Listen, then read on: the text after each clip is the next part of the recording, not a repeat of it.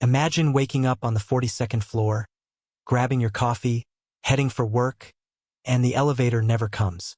You wait 1 minute, then 5, then 10. Your phone says there's no power issue. The building management says they're investigating. Hundreds of people step into the hallway, all thinking the same thing. I'll just use the stairs. Except so does everyone else. Before we start the video, hit the like button if you enjoy real-world stories that make you look at everyday life differently. Now let's get into it. Most people never think about elevators until the day they stop working. They're so reliable that we treat them like gravity. You press a button, the doors open, and within seconds you're exactly where you need to be. But take that one system away, and a modern skyscraper starts behaving in ways its designers never intended. A typical office tower or residential building isn't built around people walking dozens of flights every day. It's built around vertical transportation. The elevators aren't just another convenience. They're the backbone of the entire building. Without them, every floor suddenly feels much farther away. Let's say you live on the 35th floor. Going downstairs once might sound manageable. But what happens when you realize you forgot your laptop, or your wallet, or your child's medicine? Every mistake now costs 70 flights of stairs. People begin planning their day like hikers preparing for a mountain climb. One trip, no mistakes, carry everything, because nobody wants to make that climb twice. Office buildings face an even stranger problem. At 8:30 in the morning, thousands of workers arrive as usual. Security lets them inside, but the elevators remain silent. At first, people laugh about it. Guess we're getting our workout today. The employees on the 5th floor start climbing. Those on the 10th hesitate but continue. The ones assigned to the 20th floor stop smiling halfway up. By the time someone reaches the 30th floor, they're exhausted before the workday has even started. Now imagine repeating that journey again at lunchtime, then again to leave. Many simply give up and head home. Businesses lose an entire day of productivity, not because computers stopped working or the internet failed, but because people physically couldn't reach their desks. Residential towers become even more complicated. Parents carrying toddlers struggle on endless staircases. Older residents with heart conditions may not be able to leave at all. Someone recovering from surgery suddenly finds themselves trapped inside their own apartment. Food deliveries stop almost immediately. Delivery drivers already work against the clock. Few are willing to carry bags of groceries up 30 or 40 floors. Even if they agree, deliveries become slower, more expensive. Even begins. Paramedics face similar obstacles. If someone suffers a heart attack on the 45th floor, every minute matters. Without elevators, reaching the patient takes longer. Getting them back down takes even longer. Medical evacuation becomes physically exhausting for everyone involved. Now think about a building with thousands of residents. At some point, everyone needs groceries. Everyone needs medicine. Everyone needs to leave for work. But there's only one staircase. Unlike elevators, stairwells can't magically expand when demand increases. People moving in opposite directions create bottlenecks. Someone carrying heavy shopping bags blocks those rushing to work. Parents helping young children slow everyone behind them. Small delays multiply into massive traffic jams inside what was supposed to be an emergency escape route. The irony is hard to ignore.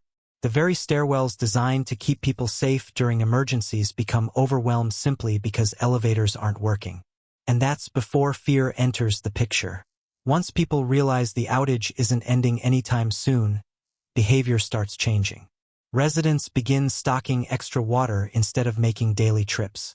People avoid leaving unless absolutely necessary. Neighbors who barely knew each other suddenly coordinate grocery runs to reduce unnecessary climbs. The building slowly transforms into a vertical village where every journey has to be carefully planned. Because when going downstairs feels like climbing a mountain, every single decision suddenly carries a little more weight.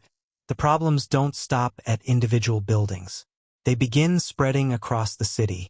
Imagine a downtown skyline where dozens of high-rises lose vertical transportation at the same time. Tens of thousands of people who normally move up and down in seconds are suddenly relying on stairwells built only for occasional use. Morning rush hour becomes chaos. Office managers quickly realize that expecting employees to climb 25 or 30 floors isn't realistic. Meetings are canceled. Companies tell staff to work remotely if they can. But not everyone has that option. Security guards, cleaners, maintenance workers, healthcare staff, hotel employees, they still have to be there. For them, every shift begins with an exhausting climb before the real work even starts. Hotels face another challenge. Guests staying on higher floors expect comfort, not a daily workout. Families with suitcases, elderly tourists, and business travelers all find themselves dragging luggage up endless flights of stairs. Some ask for refunds. Others refuse to check in at all. The hotel's beautiful rooftop restaurant? Almost empty. Not because the food changed, but because nobody wants to climb another 20 floors after dinner. Then there's construction. Modern skyscrapers are never truly finished. Maintenance, inspections, repairs, and renovations happen constantly. Workers depend on service elevators to transport heavy equipment, glass panels, wiring, pipes, and machinery. Without them, many jobs simply stop. Projects worth millions sit idle while crews wait for transportation to return. Even simple tasks become complicated. Person has to make the trip. Friends check on people living alone on higher floors. Strangers become familiar faces because everyone keeps meeting on the same staircase. Sometimes it takes the loss of convenience to remind people that communities still matter. Eventually, engineers repair the problem. The first elevator finally comes back to life. A quiet beep echoes through the lobby. The doors slide open. For a moment, nobody rushes inside. People almost don't trust it. Then someone steps in. The elevator rises. Floor numbers begin lighting up again. Another elevator starts moving. Then another. Within an hour, the building feels completely different. Hallways empty.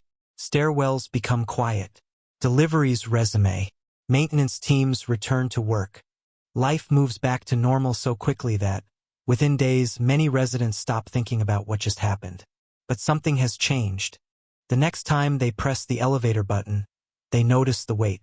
Not because it's long, but because they finally understand what that machine is actually doing. Every smooth ride hides an incredible amount of engineering, planning, electricity, maintenance, and coordination. It's easy to admire a skyscraper because of its height. Its glass reflects the sky. Its lights shine across the city. Its design looks impressive from miles away. But none of that matters if people can't move through it. A skyscraper isn't just a tall building. It's a carefully balanced system where one piece quietly supports everything else. Take away the elevators and the building is still standing, but the life inside it changes almost instantly. That's what makes modern cities so fascinating. They're filled with systems we barely notice because they work so well.